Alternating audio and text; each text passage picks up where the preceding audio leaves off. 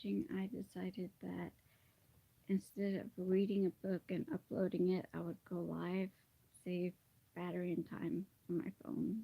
So I will just start reading now, whether anybody's there or not. When my son Joey turned 11, he was suddenly stricken with panic disorder, which evolved into agoraphobia. His anxiety attacks were so severe that he spent close to a year confined to his room, while my husband and I searched frantically for a cure. Finally, after 11 months of sheer hell, found wait, okay, yeah, sheer hell, we found a psychiatrist who prescribed Prozac, a drug that achieved wonders. My husband and I were tremendously grateful that God had returned our son to us from the nightmare world in which he had been plunged. During this time, we had visited a series of practitioners to determine the cause of our son's problem and had discovered along the way that he was learning disabled. All the years I had been in school, no one had picked up on this fact, which we were told had contributed to or even totally created the anxiety problem. Now that he was cured of panic disorder, we had to find a school that specialized in learning disabilities. This was not so easy. We soon learned to our dismay, given his recent medical record, nobody wanted him. All schools that specialized in learning disabilities claimed that their students had an educational problem, not an emotional one. Our son would not fit in. They they maintained they were not equipped to handle someone like him. All the psychologists I spoke with insisted that LD learning disabled children possess emotional components as a result of their disability. But when I repeated their words to school officials, my protests fell on deaf ears. He was rejected. He was rejected by every school we applied to. There was one particular LD school that I really wanted to get Joey into because it had an excellent reputation and was close to home as well. I had campaigned hard to get him into his school, but they kept turning me down. Please give my son a chance, I begged, but nobody wanted to, and I was growing more desperate by the minute. One evening, I happened to attend a charity event where I found myself seated next to an older woman named Barbara, with whom I was vaguely acquainted. I knew her to be a prominent society figure, very wealthy, very influential, very influential. Can't see it. Suddenly, before I could think or stop myself, I found myself to my own shock um, and horror pouring out my heart to her about my continuing travails with Joey. Hello, Storm. How are you? I hope your your day went well yesterday, whether it was, you know, with your mother or without. Okay. Even as I unburdened myself to her, I felt the inappropriateness of what I was doing. Why are you telling this woman your troubles? I scolded myself, even as I continued to describe my litany of woes. But to my own mystification and chagrin, I found I just couldn't stop. I didn't stop, in fact, until I had completely exhausted every single last detail of my struggle to get Joey into the LD school of my choice. When I was finally finished, oh wow, now you're making me want fish. That sounds very good. And hi, um, Honey, I guess. I I don't know your name. I don't know Arabic, but hi. Mm.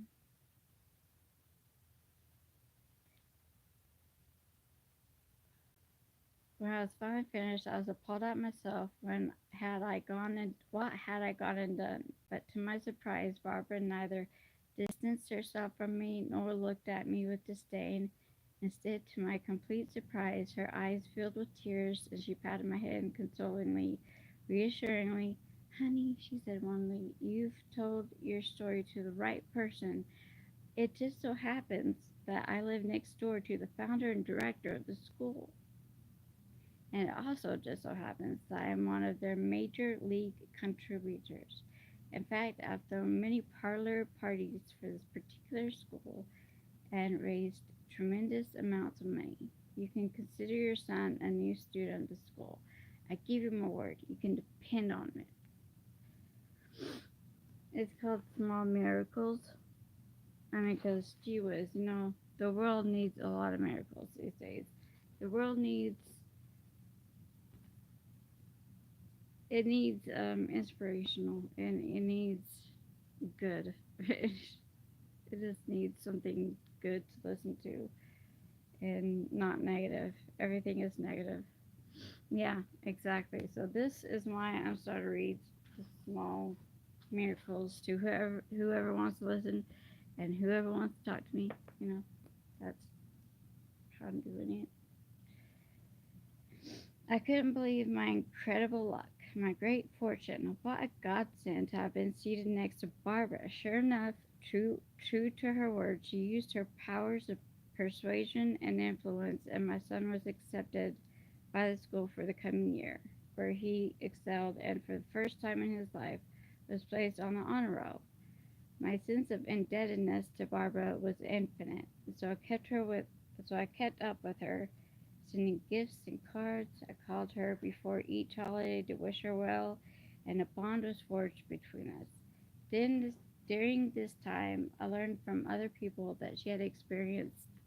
Maybe I should put it this way: that she had experienced. Should I do it this way or this way? I don't know. Had experienced many problems with her own two children. The older one, a son, was a drug addict who had recently disappeared, and the younger one, a daughter, was mildly, I don't know if I'm supposed to say this word on here or not, um, mildly mentally challenged. I think that's the safe word to go with, and problematic in many different ways. My heart ached for Barbara, especially when she inquired frequently about my son's progress. I seemed genuinely delighted to learn that he was doing well. Our relationship continued to develop for about a year. Then Barbara's husband died suddenly. I traveled to the suburbs for the funeral, where I would meet her family for the first time. As I stood on the line that slowly filed past the mourning family to offer condolences, I was suddenly struck by a familiar figure, sitting beside my friend. Who's that young woman sitting next to Barbara? Asked the woman behind me. Why, that's her only daughter, Nancy, she answered. The mentally challenged or handicapped, I'm not sure. I can't say the other one, the R word. I get, yeah, it's not nice anyways. The mentally challenged? I don't know. I gasped, and I felt the goosebumps erupt on my arms. Not everything was suddenly clear. Now I knew for certain why Barbara had been fated to be the agent of redemption for my son. 25 years before, when I had been a high school student in a private school, a mildly mentally challenged girl whose name I had forgotten had joined our class in senior year. Although our school was not equipped for special ed cases, I want to say classes. Her wealthy parents had prevailed upon the school administration to give the girl a chance and allow her an education with a mainstream context. The wealth and influence had overcome all objections, and the girl had been admitted, albeit, albeit with great hesitation.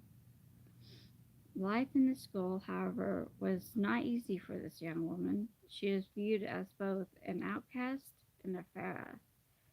She was cruelly shunned by virtually everyone that is, except me. I had always championed the underdog. I had great sympathy for those on the fringe. I had always made an effort to reach out to them as I reached out to this girl.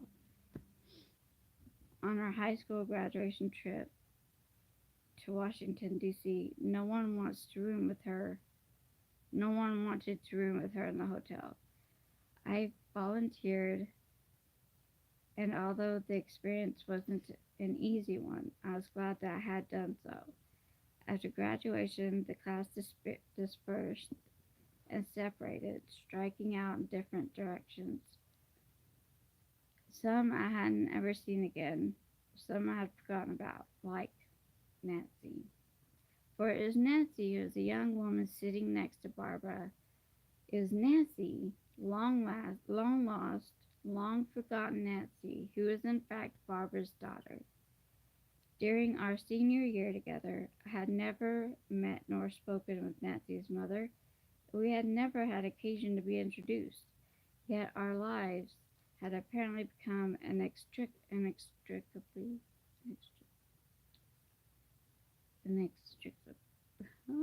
can't talk, inextricably connected. Our destinies fated to intersect.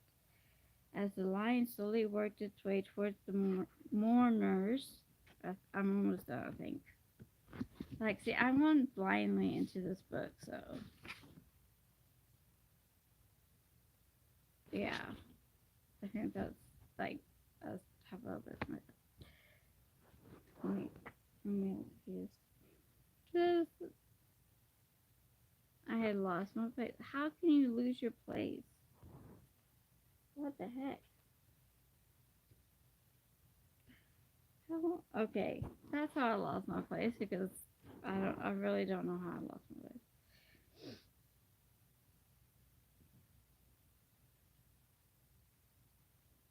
As the line slowly worked its way towards the mourners, and I drew closer to Barbara and Nancy to pay my respects, my eyes filled with tears. 25 years ago, I had helped Barbara's daughter. 25 years later, Barbara had repaid the favor and helped me with my son. Perhaps our own memories are sadly too short, but haply God's is blessedly long. Blanche Purcell. Comment. This is a comment after each little thing. It says, when we perform a charitable deed or a benevolent action, it doesn't disappear into a vacuum or a spiritual black hole. Ultimately, we can expect to be repaid. Sometimes we are repaid within a matter of moments or hours after executing the kindness, and can immediately see the connection between our deed and our reward. However, there are deeds that take decades to be repaid, but when they finally are, we often gasp at their fitting symmetry. Of course, virtue is its own reward, and the desire for compensation is rarely the reason we perform acts of kindness. Nonetheless, it is heartening to receive a nod of acknowledgement from God every now and then, an affirmation that we did the right thing and our deeds are duly registered with a universe that remembers. There is my read for the day. So, if anybody wants to talk to me, I'm open. I'm here.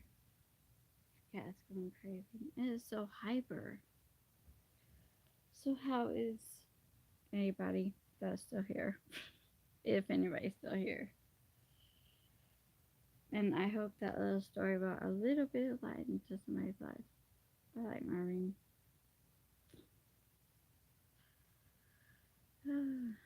Nobody wants to talk? Okay. I guess I'll be getting off here then.